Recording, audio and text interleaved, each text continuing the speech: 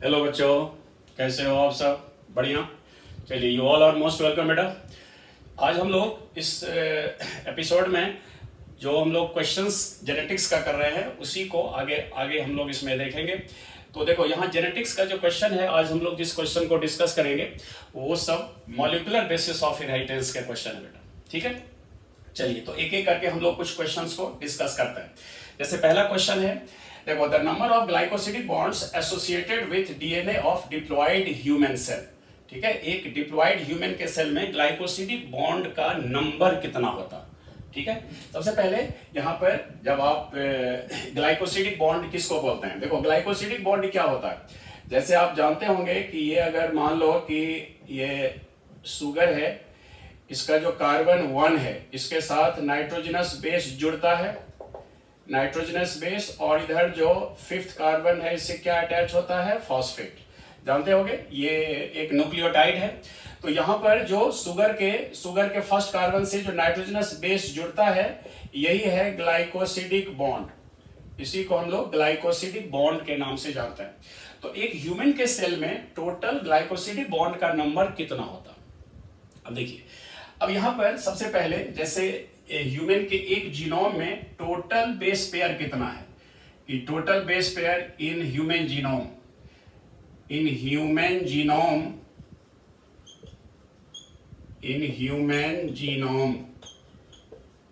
Number of base pairs is equal to कितना होता है, 3.3 इंटू 10 टू दी पावर 9। जानते होंगे एक ह्यूमन जीनोम में जो टोटल डीएनए का बेस पेयर है, number of base pairs in human genome इतना। तो देखो, एक और जीनोम का मतलब होता है एक हैप्लॉइड सेट में, एक हैप्लॉइड सेट क्रोमोसोम का जो डीएनए है उसका लेंथ इतना। अच्छा, अब देखिए, इसका मतलब है कि एक सेल में 2 सेट क्रोमोसोम होता है। तो इन अ ह्यूमन सेल, एक ह्यूमन के सेल में, in a human cell total base pair कितना होगा, टोटल बेस पेयर हो गया, total base pairs is equal to 6 point, इसका डबल कर देंगे, इंटू 10 टू दी पावर 9। देखो, बेस पेयर टोटल एक ह्यूमन के सेल में, चूंकि 2 सेट क्रोमोसोम है न्यूक्लियस के अंदर, तो 2 इसमें इसका डबल यानी 6.6 into 10 to the power 9 base pair होगा। अब देखो यहां, अब एक जो बेस पेयर है, अब एक बेस पेयर में कितने न्यूक्लियोटाइड्स होते हैं। क्योंकि बेस पेयर है तो 2 बेस आपस में अटैच है और हर बेस एक न्यूक्लियोटाइड का पार्ट है। तो एक base pair, one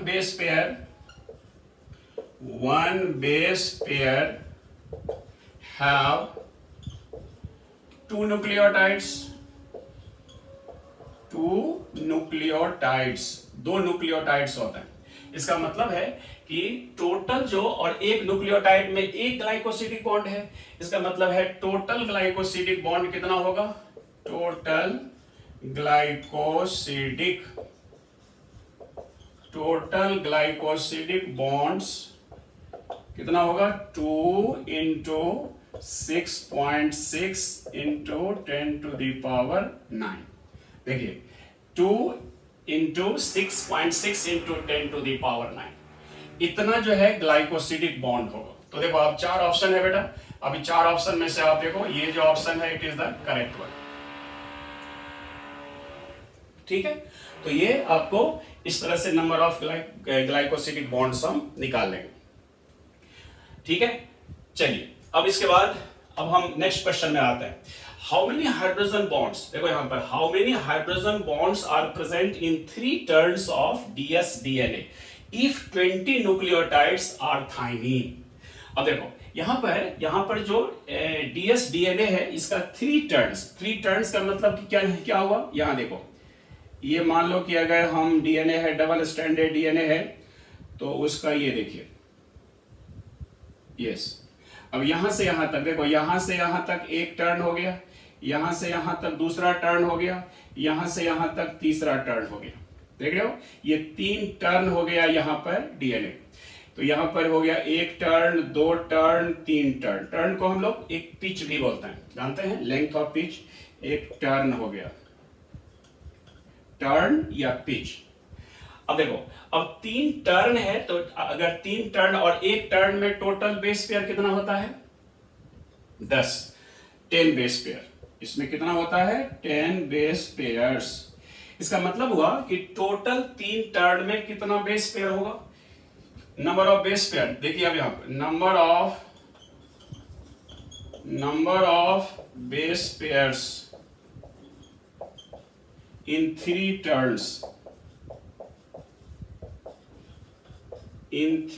turns is equal to 3 into 10 that is 30। 30 हो गया, 30 बेस पेयर हो गया। अब चलो, how many hydrogen bonds are present in three turns of DNA? If hydrogen bonds कितना है और 20% क्या है? Nucleotides are thymine. ठीक है, तो अब देखिए, अब यहां पर थाइमीन जो है, अगर थाइमीन कितना है? 20%। देखो टी अगर 20% है, 20%, तो हम समझ सकते हैं कि जितना टी होगा उतना एडेनिन होगा, ए, तो ए इज ऑल्सो 20%, राइट। अच्छा, अगर टी ए कॉम्बिनेशन, ये ए हो गया, और अगर मान लो साइड बाकी जो है 40% हो गया ए टी कॉम्बिनेशन, तो बताओ सी जी कितना बच गया? सी जी कितना बच गया? 60%। तो 60% में सी हो गया कितना? 30%, और जी कितना हो गया? 30%। तो देखिए यहां अब एटी कॉम्बिनेशन हो गया कितना? एटी कॉम्बिनेशन हो गया कितना? 40%, और सीजी कॉम्बिनेशन कितना हो गया? 60%। समझ रहे हो बेटा? एटी कॉम्बिनेशन कितना, सीजी कॉम्बिनेशन कितना? तो अब देखिए, अब ये जो 30 बेस पेयर है ना, 30 बेस पेयर का 40% हम पहले अलग अलग दोनों का देखो, 80 कॉम्बिनेशन, अब 30, ये जो 30 बेस पेयर का 80 कॉम्बिनेशन, तो अब हम जो इसमें निकालेंगे, तो अब देखो 30, यानी ये जो 30 बेस पेयर है, 30 का ऑफ कितना परसेंट? 40%। पहले हम 80 कॉम्बिनेशन 40%, तो 30 का 40% मतलब निकालने के लिए हम क्या करेंगे? 40/100। अब देखो, अब ये कैंसिल हो गया, ये कैंसिल हो गया, तो टोटल कितना हो गया? 12 हो गया। 12 80 कॉम्बिनेशन वाला हो गया बेस, 12 जो हो गया वो 80 कॉम्बिनेशन हो गया, 80 कॉम्बिनेशन। ठीक है बेटा, चलिए अब इसके बाद जो है, अब ये 30 का 60% भी निकाल लेते हैं, सीजी कॉम्बिनेशन वाला 30 का 60%। ठीक है, तो अब यहां देखो, यहां भी वही होगा, ये हो गया 18, तो 18 क्या हो गया बेटा? 80 कॉम्बिनेशन या सीजी कॉम्बिनेशन? CG combination. ठीक है, तो 80 कॉम्बिनेशन हो गया 12, और सीजी कॉम्बिनेशन है कितना? 80। अब देखो 80 में डबल बॉन्ड होते हैं, तो 12 डबल बॉन्ड वाला है, तो इसका कितना हो जाएगा? 12 into 2 that is 24। 80 मतलब double bond, number of bonds हमको निकालना है हाइड्रोजन बॉन्ड्स, और सीजी में कितना होता है? 3। तो बताओ 18 into 3 कितना हो जाएगा? 30, सॉरी यहां पर 54। कितना हो गया बेटा? 54। तो फिर 54 और ये 24, अब इसका टोटल कर दो तो कितना हो जाएगा? 78। कितना होगा? 78। तो देखिए यही जो 78 है ना, ये आपको क्या हो गया? ये देखिए इसका जो ऑप्शन है कि number of hydrogen bonds total हमने हाइड्रोजन बॉन्ड्स यहां पर निकाल लिया, तो कितना होगा? 78। अब आप देखो यहां पर ऑप्शंस हैं 24, 54, 78 एंड 100, तो 78 यहां पर ऑप्शन है, तो 78 इज द करेक्ट आंसर। ठीक है, तो क्या किया हमने, देखो यहाँ पर 3 टर्न था तो उसमें टोटल 30 बेस पेयर हो गए। अब 30, अब यहाँ पर गिवन है हमको थाइमीन का परसेंट दिया हुआ है, तो थाइमीन दिया हुआ है तो एडेनिन आसानी से निकल जाएगा, और जब ये दोनों निकल गया तो सीजी कॉम्बिनेशन सी और जी हम निकाल लेंगे। तो एटी कॉम्बिनेशन कितना परसेंट हो गया, 40%, यानी 20 और 20 40, और सीजी कॉम्बिनेशन कितना हो गया 30 एंड 30 कितना 60। तो अब ये जो 30 है, ये जो 30 क्या हो गया, 30 हो गया टोटल बेस पेयर, तो 30 का कितना, ये 40% निकल जाएगा 80 कॉम्बिनेशन, और 60% हम उसका निकाल लेंगे तो सीजी कॉम्बिनेशन। अब इसके बाद जो है सोचिए 80 कॉम्बिनेशन का मतलब डबल बॉन्ड वाला, तो जितना ये होगा उसको 2 से मल्टीप्लाई कर देंगे और इसको 3 से मल्टीप्लाई कर देंगे, तो इस तरह से हमारा ये total number of hydrogen bonds निकल जाएगा। समझ में आ रहा है बेटे? तो इस तरह से ये हम क्वेश्चन को इस तरह से कैलकुलेट किए। तो ये हो गया 2 क्वेश्चन। चलिए कुछ और भी क्वेश्चन को हम लोग डिस्कस कर लेते हैं, ठीक है बेटा? देखिए बेटा, अब जो नेक्स्ट क्वेश्चन है उसको हम लोग यहाँ डिस्कस करते हैं। देखो नेक्स्ट क्वेश्चन है, a heavy DNA is made to replicate for 3 generations, ठीक है, इन N14 कंटेनिंग मीडियम। देखो यहाँ पर N14 कंटेनिंग मीडियम में किसी हेवी डीएनए को, ध्यान से देखो यहाँ एक हेवी डीएनए है। हेवी डीएनए का मतलब जिसका दोनों स्ट्रैंड N15 वाला है। तो a heavy DNA is made to replicate for 3 generations, और किस मीडियम में, N14 कंटेनिंग मीडियम में। तो how many ds DNA molecule shall possess N14 nucleotides, ठीक है, N14 न्यूक्लियोटाइड्स। अब देखिए, अब यहां पर जो है ये जो, अब हम यहां पर इस क्वेश्चन को सॉल्व करने के लिए देखो, एक कोई डीएनए है, आप इसको ऐसे देखो, एक डीएनए है, देखो यहां एक डीएनए है, इसका दोनों स्टैंड क्या है, हेवी है, N15, ठीक है बेटा, हेवी डीएनए। अब इसको कितने जनरेशंस तक, 3 जनरेशंस। तो देखिए अब जब इसको आप 3 जनरेशंस तक यदि आप दिखाओगे तो इस तरह का होगा। जैसे मान लो इसका अगला जनरेशन है, तो अगले जनरेशन में इस तरह का होगा, ठीक है। अब देखिए, अब यहां पर जो पहला जनरेशन है इसमें क्या आपको दिख रहा है, यहां से फर्स्ट जनरेशन हो गया। इसके बाद फिर आप इसको आगे बढ़ाएंगे तो ये आपका फिर से ये इसी तरह का, ये देखो, और यहां से मीडियम जो है 14 वाला है। देखो यहां पर मीडियम जो है ना N14 वाला लगातार चल रहा है। तो जो अब नया स्टैंड बनेगा सब में क्या होगा, N14 बनेगा। तो अब देखिए, अब यहां के बाद जो नेक्स्ट डीएनए बनेगा वो इस तरह का होगा, ये देखो, देख रहे हो, ये ब्लैक कलर से जो हम दिखा रहे हैं वो N14 वाला। तो बताओ, अब यहां पर एक जनरेशन ये भी हो गया। अब इसके बाद अगर आप फिर इसका अगला जनरेशन देखोगे तो देखिए यहां पर ये भी हो गया, ये हो गया, ये, ठीक है। अब देखो, अब यहां पर ये, तो अब जितने जो यहां पर ये जो नया डीएनए बनेगा सब 14 वाला, ये देखिए, ये 14 वाला डीएनए बन रहा।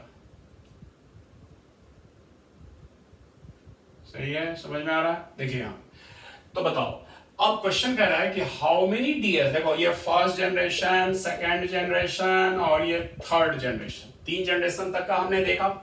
अब कह रहा है कि how many DNA molecules have shall possess N14। देखो N14 का मतलब जो हम जितना भी नया स्ट्रैंड बनेगा, तो बताओ जितना भी डीएनए है सब में N14 को हम लोग ब्लैक कलर से यहां पर देखे हैं, तो N14 सब में है।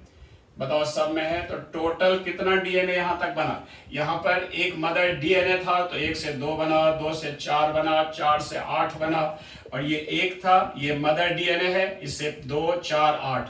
तो बताओ सभी डीएनए में 14 तो सब में है, 14 तो सब में है, इसका मतलब है कि ऑल न्यू डीएनए जितने भी नए डीएनए बनेंगे सब में N14 होगा, N14, यानी यहां पर जो करेक्ट आंसर होगा वो 8 होगा।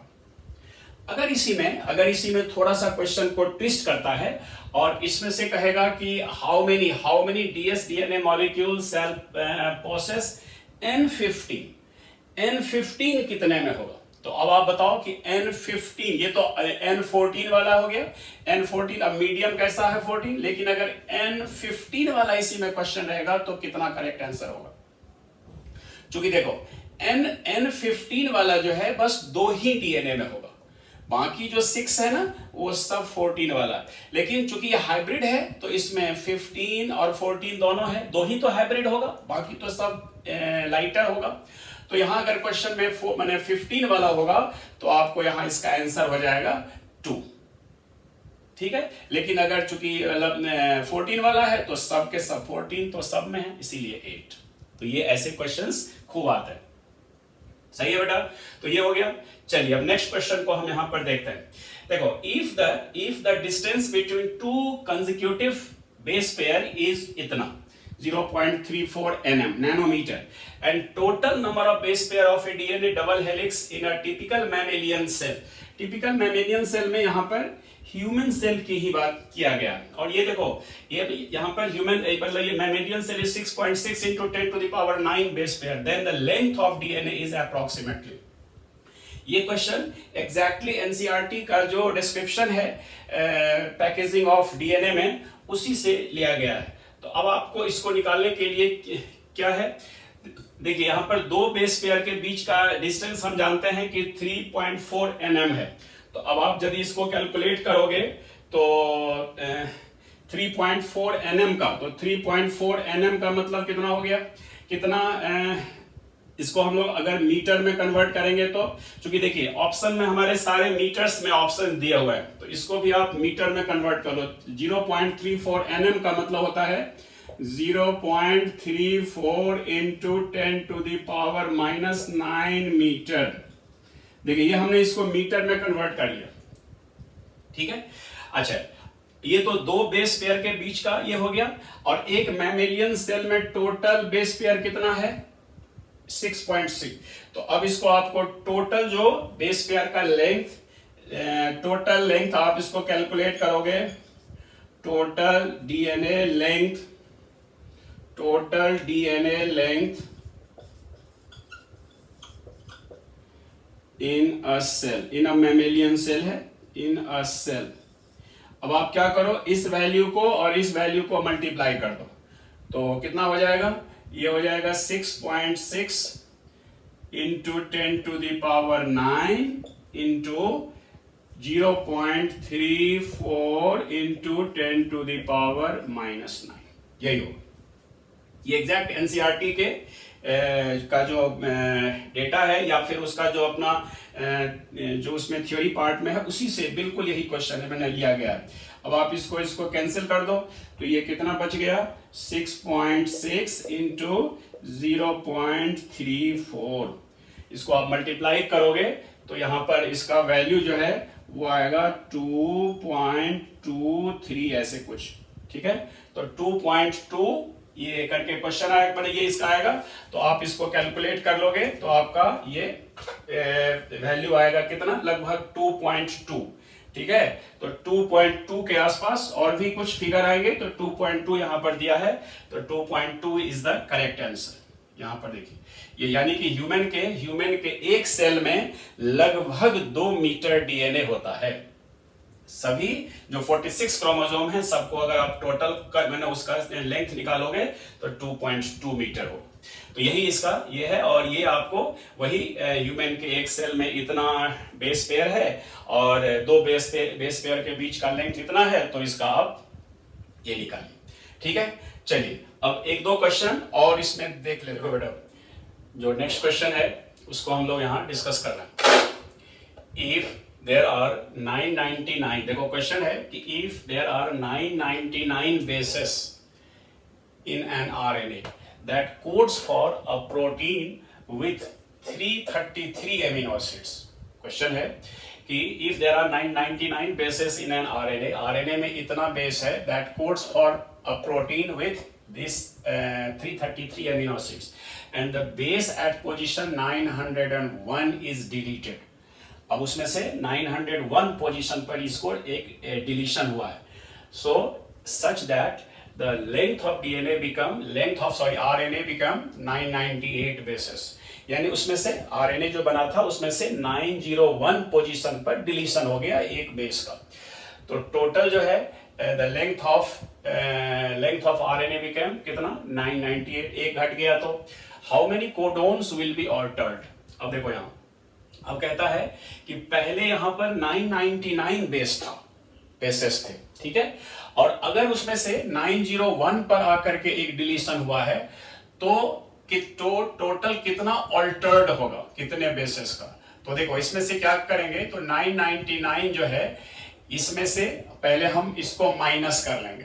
तो देखिए यहाँ पर 999 माइनस 901, ठीक है, क्योंकि इस पोजीशन पर आकर के हुआ है तो कितना जो बेस है वो उसमें ऑल्टरेशन आएगा. तो यहां पर हो गया आपको कितना 98 रह गया. तो देखिए 98 जो है, अब ये जो बेस बच गया है उसमें ऑल्टरेशन आएगा. तो बताओ 98 जो है बेसेस हैव ऑल्टरेशन. बेसेस क्योंकि इससे पहले तो नॉर्मल ही था, जब इस पोजीशन पर आकर के चेंज हुआ है, जैसे मान लो कि यहाँ पर एक पूरा न्यूक्लियोटाइड है, सपोज करो यहाँ पर ये पूरा, यहाँ हम कंटिन्यू एक mRNA को दिखा रहे हैं, ठीक है, यहाँ से ये पूरा 990 एक पूरा 999 का ये पूरा लेंथ है. अब इसमें से सपोज करो कि यहाँ पर आकर के डिलीशन हुआ, ठीक है, ये 901 पोजीशन है, 901. तो अगर इतना यहाँ पर डिलीशन हुआ है तो बाकी जो आगे का पार्ट है उसी में ऑल्टरेशन आएगा. तो बाकी जो ये कितना पार्ट बचा है 98 का, तो 98 न्यूक्लियोटाइड्स के पार्ट में यहाँ पर इसमें ऑल्टरेशन हुआ है. अब इसका मतलब है कि ये 98 अगर बेसिस हैं तो ये कितने एमिनो एसिड जो हैं वो ऑल्टर्ड हो गया, कितने कोडोन, क्योंकि 3 नाइट्रोजनस बेस का एक कोडोन होता है.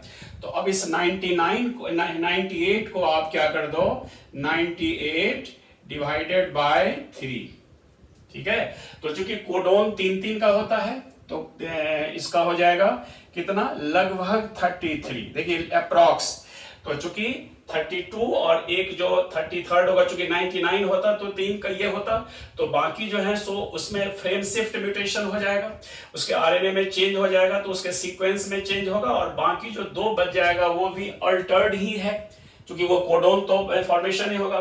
तो टोटल 33 जो है बेसिस में, यानी 33 जो है सो कोडोन जो है वो 33 कोडोन्स विल बी ऑल्टर्ड. सही है, समझ में आ रहा बेटा. 33 जो है वो ऑल्टर्ड होंगे. तो ऑप्शन में देखिए, ऑप्शन में आपको क्या क्या दिया है, 1 है, 11 है, 33 है और 333.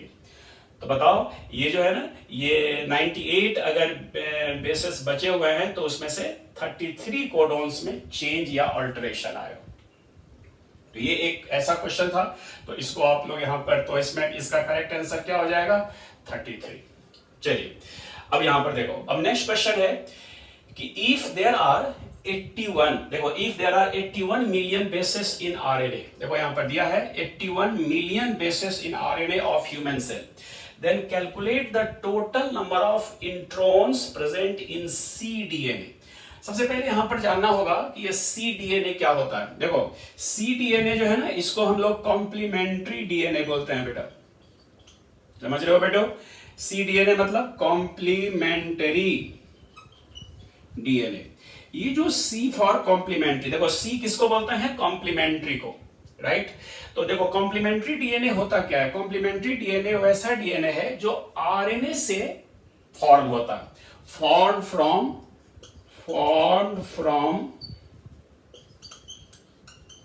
आरएनए. ये आरएनए से बनता है, और आरएनए से जो ये डीएनए बनता है कैसे बनेगा, बाय रिवर्स ट्रांसक्रिप्शन.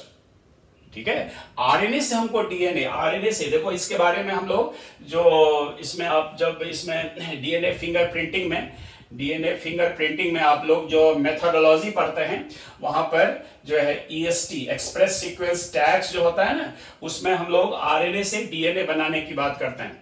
और ये जो आरएनए से डीएनए बनने का प्रोसेस है ये रिवर्स ट्रांसक्रिप्शन से होता है।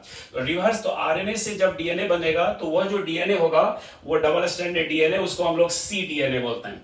तो बताओ जब सीडीएनए बनेगा, कॉम्प्लीमेंट्री डीएनए होगा, तब तो इसमें से क्या होगा, इंट्रॉन्स पार्ट तो ऑलरेडी हट जाएंगे। क्योंकि होता क्या है कि जब इसमें जैसे मान लो कि अगर कोई सेल है, एक मिनट के लिए देखिए यहां पर, सपोज करो कि कोई यूकैरियोटिक सेल है और इसका न्यूक्लियस है, ठीक है। अब इस न्यूक्लियस के अंदर क्या होता है, क्रोमोसोम होते हैं।